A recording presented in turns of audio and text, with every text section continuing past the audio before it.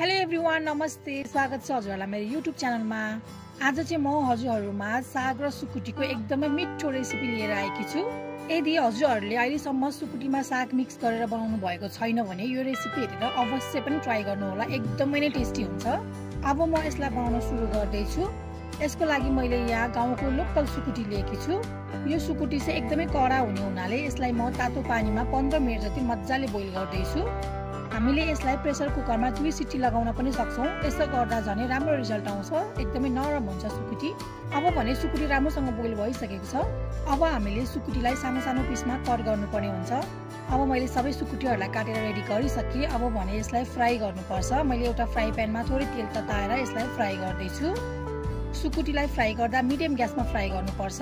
अब सुकुटीलाई मिडियम ग्यासमा फ्राई गर्दै छु। म सुकुटी फ्राई गर्दै गर्दा चाहिँ म यसलाई चाहिने मसला रेडी गर्दै छु। यसको लागि मैले यहाँ थोरै लसुन, थोरै अदुवा, रातो खुर्सानी र जिरा र धनियालाई राखेर थोरै पानी राखेर यसलाई ग्राइन्ड गर्दै छु। यसरी पिसेको मसलाले चाहिँ सुकुटी एकदमै मिठो बन्छ। मसला पिसिसक्दा यता सुकुटी पनि राम्रोसँग फ्राई भइसकेको छ।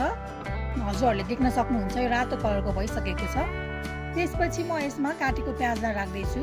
प्याजलाई एकैछिन चलाउँदै फ्राई गर्दै छु। म प्याज हल्का ब्राउन कलरको भइसकेपछि म यसमा अघि पिसेर राखेको मसलालाई राख्दै छु। हजुरले चाहिँ क्वान्टिटी अनुसार मसला घटिबढी गर्न सक्नुहुन्छ।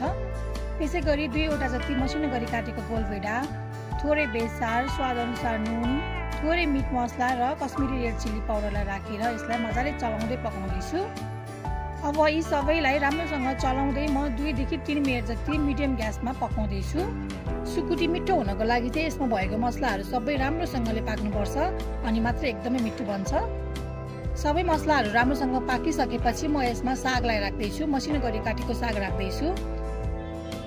साग राखिसकेपछि हामीले यसलाई धेरै बेर पकाइराख्नु पर्दैन, एकैछिन मात्र पकाए पुग्छ।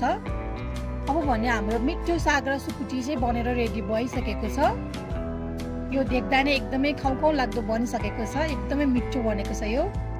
अब हजुरहरु पनि आफ्नो घरमा नै सजिलोसँग साग र सुकुटी बनाएर खान सक्नुहुन्छ। यसैगरी एकदमै मिठो हुन्छ यो।